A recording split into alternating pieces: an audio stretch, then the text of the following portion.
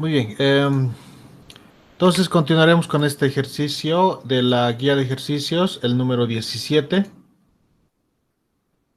Entonces dice, una compuerta rectangular de dimensiones A igual a 50 centímetros y B igual a 20 centímetros se encuentra apoyada sobre una bisagra ubicada en O y parcialmente llenada por una capa de agua. Se desea averiguar la altura H de dicha capa para que el resorte cuya constante elástica es K igual a 900 newtons por metro se logre comprimir 2 centímetros, haciendo que la compuerta adopte una posición vertical. Nota, la fuerza hidrostática sobre la compuerta se ubica a una distancia h tercios de la bisagra o siendo h la distancia a la línea húmeda de la compuerta. Es decir, h es la altura del fluido en el lado izquierdo de la compuerta, ¿no? La altura, desde el fondo hasta la superficie del fluido. Bien, entonces tenemos este sistemita, es una compuerta, acá tenemos la bisagra y no, es decir, es un eje de oscilación, la compuerta alrededor de este eje O puede girar libremente. Entonces en el lado izquierdo de la compuerta se llena con agua hasta una altura H.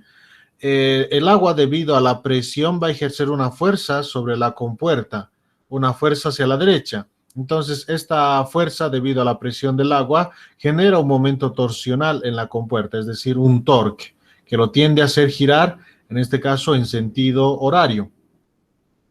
Bien, entonces en la compuerta también tenemos un resorte en la parte superior que nos dice que está en compresión, 2 centímetros, es decir, como está en compresión, el resorte, por lo tanto, ejerce una fuerza elástica hacia la izquierda sobre la compuerta. Entonces también ejerce un torque en sentido opuesto al torque que ejerce la fuerza debido a la presión del agua.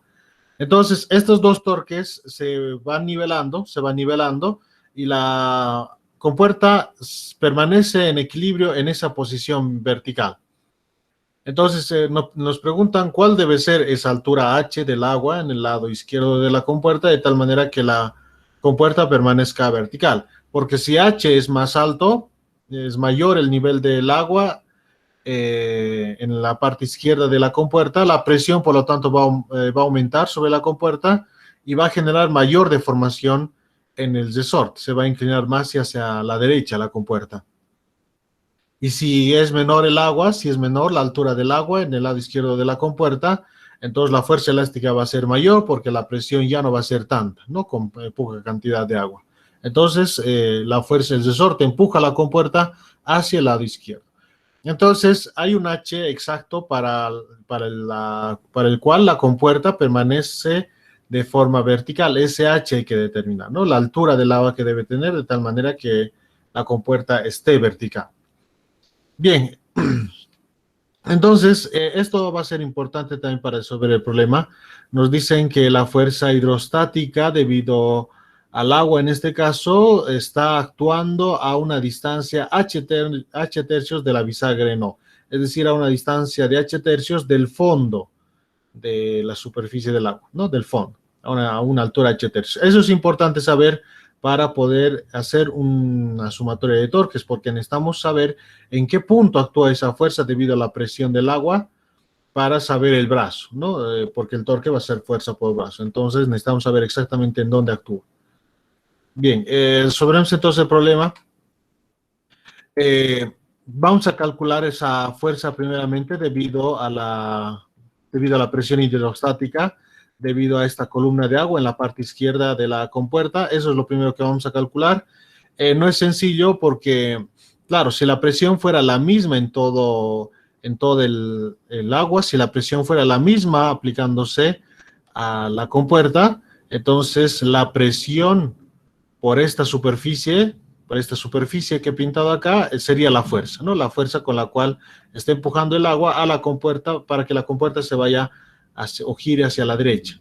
No, pero esa presión no es la misma en cada uno de los puntos de esta superficie en contacto con la compuerta. Es diferente porque sabemos que en un fluido líquido, y ese es el caso, en un fluido líquido la presión va cambiando en función de la profundidad. Entonces, mientras más profundo estemos en el agua, mayor es la presión. Entonces, la presión ejercida sobre la compuerta es mayor mientras más profundo esté. Entonces, al ser la presión variable, entonces no sabemos exactamente cuánto es esta fuerza. En el problema nos dice dónde actúa, pero no nos dice cuánto es. Entonces, lo que vamos a hacer para calcular esta fuerza debido a la presión hidrostática es aplicar el cálculo diferencial, ¿no? Porque es variable.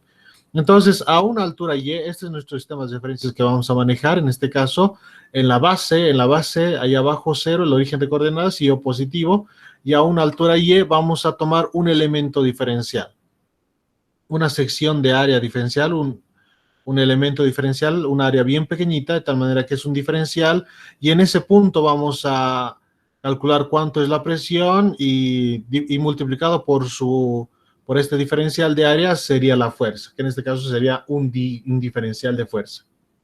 ¿No? Y ese diferencial de fuerza luego lo vamos a integrar para conocer la fuerza total aplicada sobre toda esta superficie en la compuerta, para que lo haga girar hacia la izquierda, ¿no? Bien, entonces, esta fuerza, este elemento diferencial que hemos seleccionado tiene una altura diferencial de y tiene una longitud que es la misma longitud de la compuerta, que era A en este caso, ¿no? Su altura de la compuerta era B y su ancho, lo podemos llamar de esa forma, es A. Entonces, este elemento diferencial que hemos seleccionado acá, su diferencial de área, es diferencial de Y por A. ¿Ya? Bien, lo que vamos a calcular es la fuerza neta debido a la fuerza aplicada por la presión del fluido. Ya, la fuerza neta.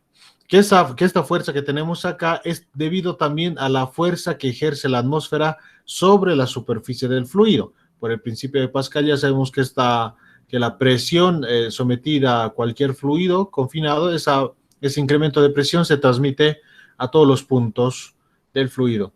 Entonces, en la superficie del fluido hay gas atmosférico, la presión del gas atmosférico está siendo aplicada a la superficie del fluido y esa presión se transmite a todos los puntos del fluido. Es decir, que esta fuerza que tenemos acá debido a la presión del fluido no solo se debe a esta profundidad que tenemos en este elemento diferencial que hemos seleccionado, sino también se debe a la fuerza ejercida por la presión atmosférica.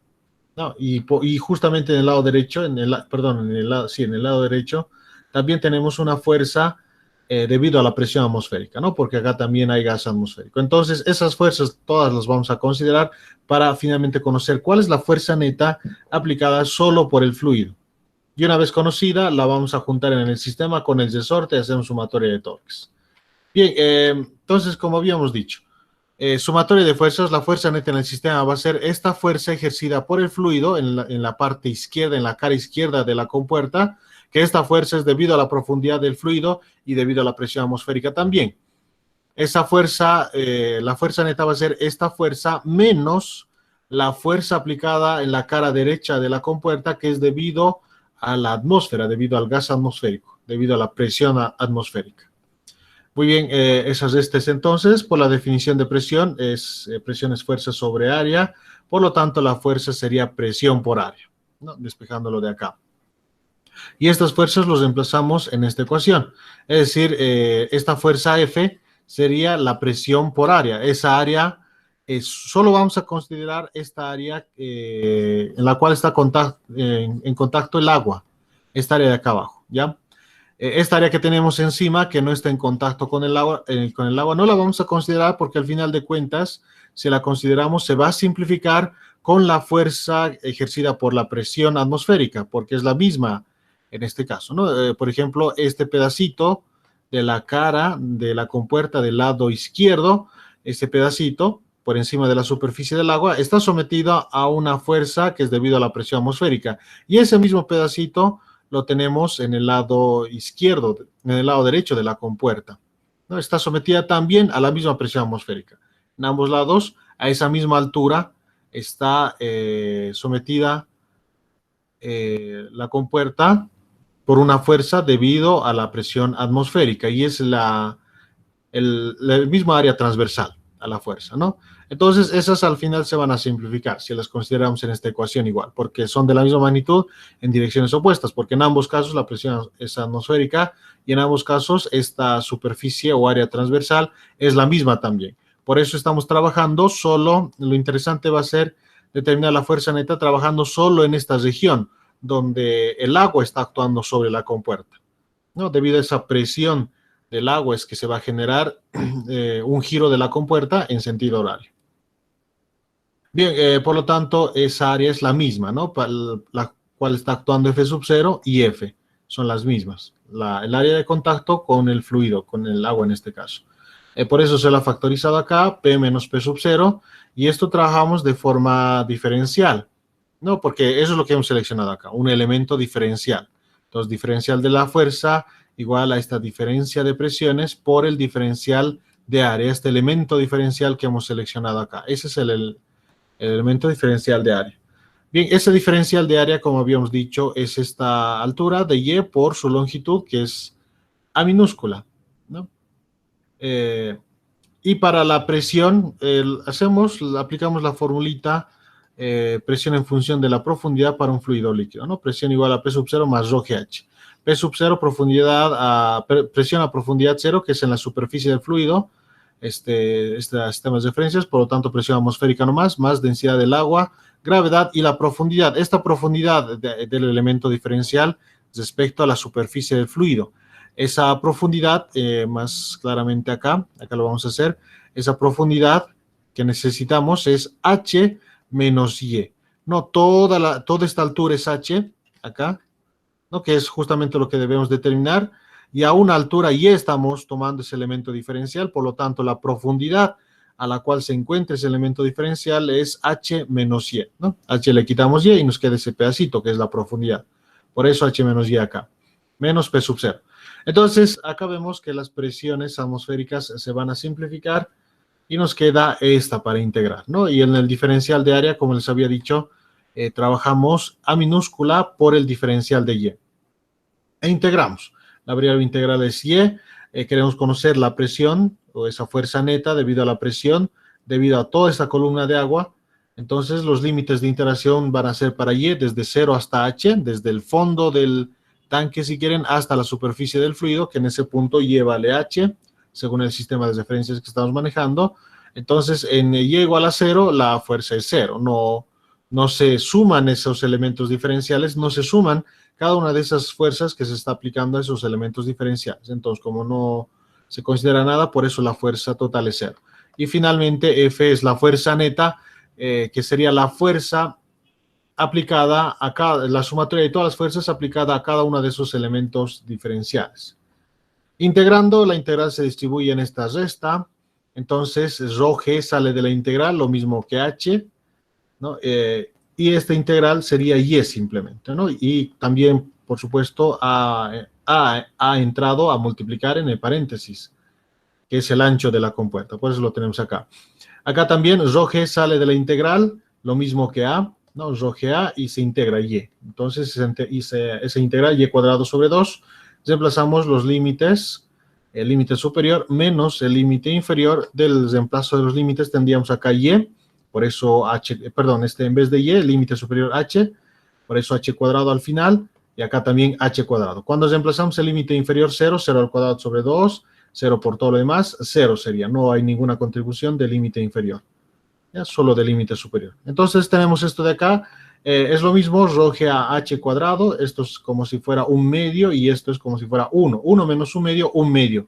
Entonces la fuerza neta que experimenta el sistema es un medio de la densidad de gravedad A H al cuadrado. Esa es la fuerza neta que aplica el agua, esa columna de fluido, agua en este caso, a la compuerta, ¿no? Debido a su presión. Con esa fuerza lo va empujando a la compuerta para que gire hacia el lado derecho. Muy bien, entonces ya conocemos la fuerza, ahora hacemos análisis de torques en el sistema para conocer esa altura H, la que estamos buscando. Bien, entonces, esta es la altura del fluido en el lado izquierdo de la compuerta, H, y se aplica una fuerza en esta parte de la compuerta, en el lado izquierdo, ¿no? Entonces, cuando la compuerta ya adopta esta posición vertical, nos dice que se comprime el resorte 2 centímetros. El resorte está en compresión de 2 centímetros, por lo tanto ejerce una fuerza elástica en esta dirección el resorte. Y acá abajo el agua ejerce una fuerza sobre la compuerta hacia la derecha, están en sentidos opuestos. ¿Dónde actúa esta fuerza que hemos calculado? A una altura de h tercios, nos dice, ¿no? Que se puede demostrar también que está actuando sobre ese punto la fuerza neta debido a la presión del agua en la compuerta. Se puede demostrar, pero eso es para un ejercicio aparte, ¿no? Ya partimos de ese resultado. Bien, entonces hacemos diagrama de fuerzas, el sistema está vertical y el sistema está en equilibrio en esa posición. Entonces todos los torques, la sumatoria de torques en el sistema, por lo tanto, es cero. Entonces, sumatoria de torques realizamos porque, por la naturaleza rotacional que tiene el sistema, ¿no? La compuerta en especial. Entonces, sumatoria de torques igual a cero porque hay equilibrio en el sistema, tomando como el eje de rotación que justamente he mencionado, el punto O. Entonces, sumatoria de torque es igual a cero. Tenemos un torque debido a la fuerza elástica que lo tiende a hacer girar a la compuerta en sentido antihorario, y tenemos un torque producido por la presión del fluido que lo tiende a hacer girar a la puerta en sentido horario. Bien, entonces también tenemos, por supuesto, el peso de la compuerta, pero el peso de la compuerta no genera ningún torque porque este peso justamente pasa por el eje. Entonces no hay ningún brazo del torque generado por esta fuerza, ¿no? El torque por el peso sería fuerza por brazo, la fuerza sería mg, y el brazo sería cero, porque pasa justamente por el eje de oscilación, la línea de acción de la fuerza. Entonces no hay torque generado por el peso. Los únicos torques son debido al resorte y debido a la presión del fluido. Bien, que tienden a hacer girar a la compuerta en sentidos opuestos, ¿no? Por eso la fuerza elástica producida por el resorte, en esa dirección lo vamos a considerar positivo, que lo podemos considerar en la otra dirección también positivo. Es como multiplicar esta ecuación por -1, porque si es positivo, el torque ejercido por la presión del fluido va a ser positivo, y el torque ejercido por el resorte va a ser negativo, es decir, este va a ser positivo y este negativo. Es como multiplicar todo por -1, la misma ecuación es. Ya, no hay mucho problema por ese lado. Bien, entonces, el torque por la fuerza producido por el resorte, fuerza por brazo. La fuerza es la fuerza elástica y el brazo es la distancia de la línea de acción de la fuerza al eje. El eje está en la parte inferior, entonces todo esto es la línea de acción de la fuerza. La distancia más corta sería la altura de esta compuerta, y esa altura de la compuerta nos han dado de dato que es B minúscula. Ya, ese es el brazo en este caso, ¿no? La altura de la compuerta, B, fuerza por brazo, que es un dato, acá está, B minúscula, que vale 20 centímetros, ¿no? Bien, en la siguiente presentación estamos. El torque generado por la presión del fluido, del agua. El torque es fuerza por brazo, la fuerza es la fuerza del fluido, que lo acabamos de calcular, ¿ya? Y el brazo es la distancia más corta de la línea de acción de la fuerza al eje de oscilación, h tercios, esa distancia más corta, ¿no? Entonces, ese es el brazo. Y ya está, esa sumatoria de torques igual a cero porque la compuerta se encuentra en equilibrio en esa posición, no se mueve. Ahí están equilibrados los sistemas, ¿no? Porque si aumenta un poquito, si le aumentamos agua acá, aumentando su altura, entonces la compuerta va a empezar a girar hacia la derecha. Ahora, si reducimos el nivel del agua, acá en este sistema, la compuerta va a empezar a girar hacia la izquierda. En esa posición está justamente en equilibrio. Entonces despejamos de acá H simplemente, y por supuesto reemplazamos las fuerzas. No, la fuerza del fluido, debido a su presión, acá está, densidad de gravedad AH cuadrado sobre 2, eso reemplazamos acá. Lo que se ha hecho antes es llevar al otro lado de la igualdad para que vaya sumando. Reemplazamos la fuerza del fluido. Tenemos H cuadrado por H, H cubo, ¿no? Y despejamos H, ¿no? 3 por 2, 6 en el denominador, 6 que está dividiendo pasa a multiplicar, densidad pasa a dividir, gravedad también, y A minúscula, el ancho de la compuerta, también pasa a dividir, y el cubo de H pasa como raíz cúbica al otro lado de la igualdad. No teníamos ese despeje. Bien, la fuerza elástica, ¿cuánto es la fuerza elástica del resorte? Eso se lo calcula por la ley de Hooke. No, en este caso ya sabemos qué dirección tiene la fuerza elástica, entonces en acá no tiene sentido reemplazar con el signo negativo, ya, porque acá ya hemos considerado la dirección de la fuerza elástica. Sabemos que está en compresión el resorte y sabemos que en dirección opuesta a esa compresión ya sabemos que está en dirección opuesta la fuerza elástica, ¿no? Dirección opuesta a la compresión. Sabemos en qué dirección está. Entonces, por lo tanto, en la ley de Hooke no es necesario utilizar el signo. Lo que nos interesa es la magnitud de esta fuerza elástica. Que ese análisis ya se lo he hecho acá, ¿no? Ya sabemos en qué dirección tienen, por eso uno positivo y el otro negativo. Entonces, volver a reemplazar este negativo sería redundante, ¿no? Solo la magnitud. Acá hemos trabajado con las magnitudes de las fuerzas para su operación matemática. Entonces, la fuerza elástica sería la constante elástica del resorte, que acá es 900 newtons por metro, y su deformación, su compresión es de 2 centímetros. No, X es 2 centímetros. Entonces, K por X. Por supuesto, 2 centímetros se mete 0.02, ¿no? Por 900. Esa sería la fuerza elástica. Elástica 900 por 0.02. Ese resultado se ha reemplazado acá en esta raíz por 6 por B, que vale 20 centímetros, dividido entre la densidad del agua 1000, gravedad 9.8, y A minúscula, que vale 50 centímetros, obviamente en metros eso, 0.5, raíz cúbica, y la altura H sale 16.4 centímetros. Ya, esa es la altura H que debe tener, la altura que debe tener el fluido agua, en este caso, en el lado izquierdo de la compuerta, para que la compuerta permanezca vertical y el resorte esté con una compresión de 2 centímetros, ¿no? Entonces, ahí está en equilibrio el sistema. Si aumenta su altura, el fluido agua, la compuerta se gira hacia la derecha, es decir, si la altura del agua sobrepasa los 16.4 centímetros, se va empezando, se empieza a girar a la derecha. Si su altura es menor a 16.4 centímetros, empieza a girar hacia la izquierda, porque la fuerza elástica va a empezar a ser mayor. No la fuerza elástica, ¿no? Sino el torque ejercido por la fuerza elástica va a empezar a ser mayor.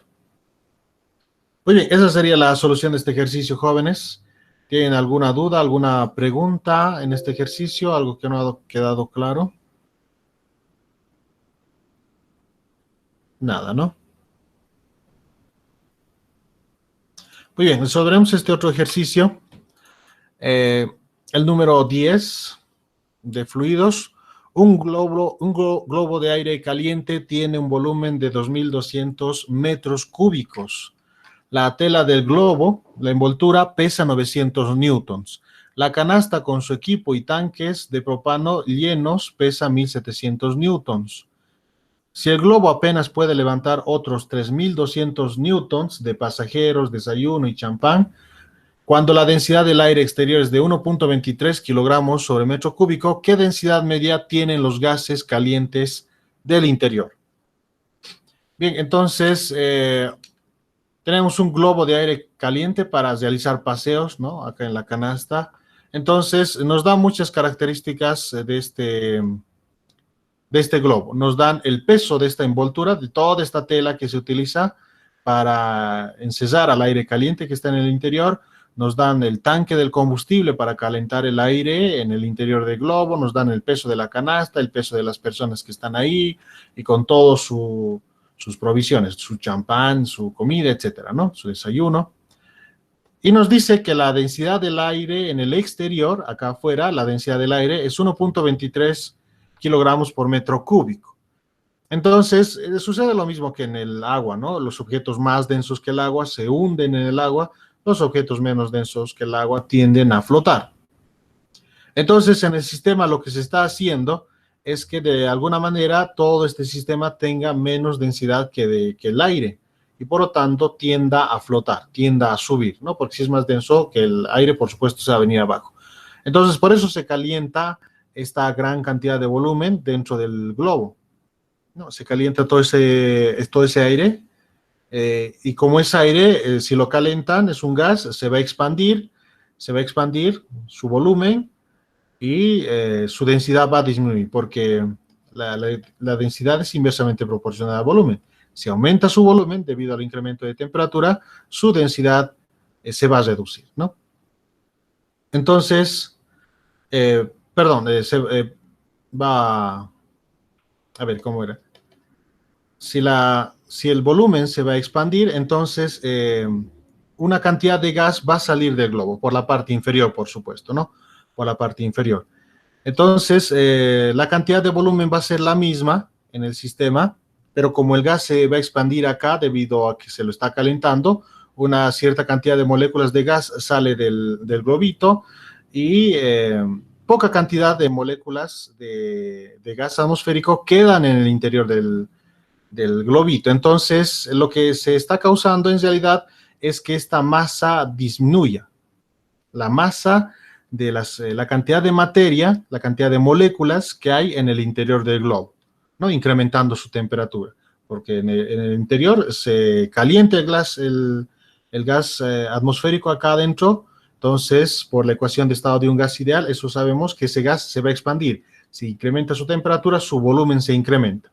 El volumen del globo es fijo, no, este globo no se va a expandir, es rígido ahí. Entonces, lo que va a causar en el sistema es que moléculas de gas, como se está incrementando el volumen, vayan saliendo por la parte inferior, vayan saliendo del interior del globo. Entonces, la masa neta que hay en el interior del globo de gas atmosférico se reduce, causando que la densidad en este sistema también se reduzca, porque el volumen va a permanecer el mismo. El tamaño de este globo no va a cambiar. Entonces, eso es lo que se está consiguiendo en el globito al calentarlo, ¿no?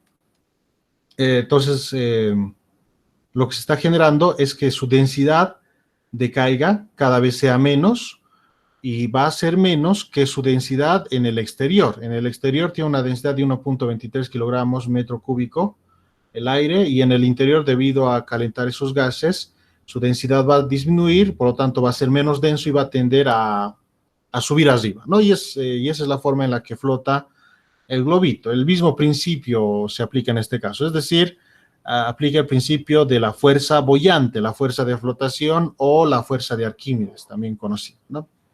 Entonces, en el sistema, para resolver este problema hay que hacer dinámica nomás también, hay que diagramar todas las fuerzas e incluir la fuerza boyante, sumatoria de fuerzas, y de ahí determinar la densidad media de los gases en el interior del globo. Muy bien, entonces estos son los datos que tenemos. El volumen de todo el globo en la parte interior, 2.200 metros cúbicos. Mg, 900 newtons, que es el peso de la tela, de la envoltura, de toda esta tela que envuelve el gas atmosférico. Por supuesto, no hay filtraciones en la parte superior.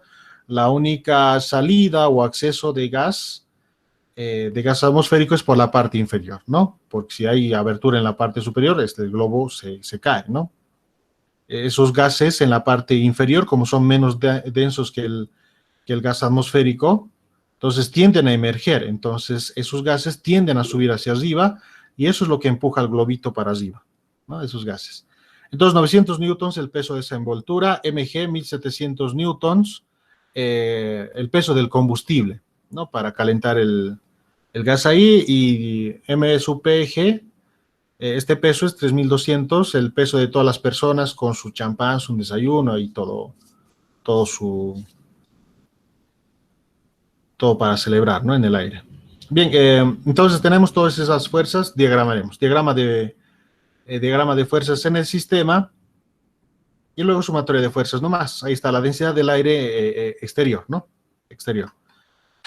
Bien, entonces tenemos el peso de la envoltura, tenemos el peso de la canasta con el tanque, con el combustible, y tenemos el peso de todas esas personas, más su champán, su desayuno, todo eso, ¿no?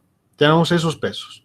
Bien, y tenemos también tenemos el peso del aire en el interior del globo, ¿ok? Y debido a que, bueno, esto lo podemos entender como si todo este globo estuviera sumergido en un fluido. En este caso, en el fluido en el cual está sumergido es en el fluido gas atmosférico, ¿no? Y por lo tanto ejerce una fuerza de flotación hacia arriba el fluido gas atmosférico en el globito, ¿no? Y como les decía, también tenemos el peso de todo el aire, de todo el gas atmosférico en el interior del globo, ¿no? Es un peso distinto en este interior porque es menos denso el aire en el interior del globo. Es menos denso. Bien, nada más. Son todas esas las fuerzas en el sistema, ¿no? No se nos olvida más. Todas las masas, e incluidas la cantidad de masa que hay en el interior del globo, que es masa de gas atmosférico, de gas caliente, ¿no? Esa masa con su interacción con la gravedad es el peso, ¿no? El peso de ese aire en el interior del globo. Bien, sumatoria de todas estas fuerzas es igual a cero, porque eso es lo que se requiere para que el globito vaya flotando, ¿no? Es lo mínimo que se requiere. Ahora, si lo calentamos más el gas, ya va a empezar a ascender, ¿no? A subir para abajo, para arriba, perdón. Bien, sumatoria de todas las fuerzas. Fuerza boyante, positivo, y todas las demás, negativo, ¿no? El peso del aire caliente, el peso de la envoltura, el peso del combustible y la canasta, y el peso de todas las personas y su bebida para celebrar. Bien, despejamos, la fuerza boyante se queda en el lado izquierdo, todo lo demás pasa al lado derecho. No, bueno, en este caso lo hemos dejado así, solo ha pasado el peso del aire caliente al lado derecho, porque esta masa es la masa del aire caliente en el interior del globo. Por la definición de densidad, masa sobre volumen, esta masa va a terminar siendo densidad por volumen. ¿Densidad de quién? Del aire caliente. ¿No? Y volumen, volumen del globo nomás. Al final, suponemos la tela bastante delgadita y todo el volumen del fluido desplazado es lo mismo que el volumen del aire caliente en esta parte interior. Ya es lo mismo.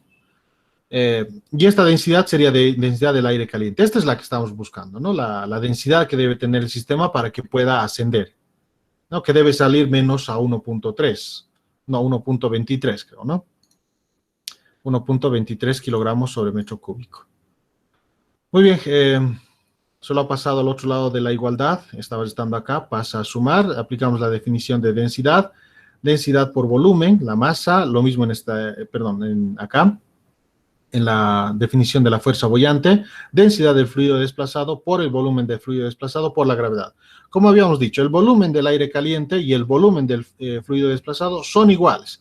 Entonces, la tela podemos suponer que es bastante delgadita, que el volumen del fluido desplazado es lo mismo que el volumen del aire en la parte interior. Entonces, sí son ligeramente diferentes debido al grosor de la tela, ¿no? Pero ese grosor, comparado con este tamaño que tiene el globo, entonces prácticamente despreciable. Y podemos asumir que son iguales. Es una buena aproximación. Estos pesos los mantenemos como están nomás porque son datos, ¿no? El peso de la canasta y el tanque, de las personas, y el peso de la envoltura, de la tela que envuelve al gas caliente en el interior, ¿no? Todos esos son datos, los dejamos así nomás. Y de acá despejamos densidad del aire caliente, porque el volumen también nos da, ¿no? El volumen del globo, que es 2.200 metros cúbicos. Y ya está, ¿no? Lo despejamos, volumen y gravedad pasa a dividir al otro lado de la igualdad y ya reemplazamos todos. Densidad del aire 1.23, 2.200 metros cúbicos, gravedad 9.8 y los pesos que nos dan de estos tres, 1.700, 900 y 3.200, son todos datos. Reemplazando esos valores, la densidad sale 0.96 kilogramos sobre metro cúbico, ¿no? Entonces, esa es la densidad del aire caliente que debe tener en el interior del globo para que el globo pueda ascender. Si su densidad es mayor que esta, entonces no va a ascender, ¿no? Si es menor que esta, ya va a ascender con mayor rapidez hacia arriba, ¿no? Adicionalmente a esto, conociendo esta densidad, como se lo puede trabajar como un gas ideal también el interior del globo, también se puede conocer a qué temperatura más o menos debe llegar el gas en la parte interior, ¿no? Para saber ya con datos más precisos cuál es la temperatura, cómo debemos ir calentando el gas para empezar a ascender, ¿no? Para tener cálculos más finos. Eso lo podemos complementar en el capítulo de termodinámica. Bien, esa sería la solución de este ejercicio, jóvenes. Las ecuaciones bastante sencillitas, no hay nada complicado acá. Lo único interesante, la fuerza boyante, ¿no? Para que pueda empezar a subir, a ascender este globito en el aire. Esto es más apropiado realizarlo, por ejemplo, en temporadas más frías, en invierno, porque en invierno la densidad del aire, como las temperaturas son más bajas, la densidad del aire es mayor. Entonces, calentando en el interior del globo el aire, se genera esa diferencia de densidades más apreciables. Esto es más difícil de lograr en verano, cuando hace más caliente, cuando es más calurosa las temperaturas y la densidad del aire también desciende, ¿no? Entonces, no se logra generar esa diferencia de densidades de forma apreciable. Bien, ¿alguna pregunta que tengan en este ejercicio, jóvenes? ¿O alguna duda, algo que no ha quedado claro?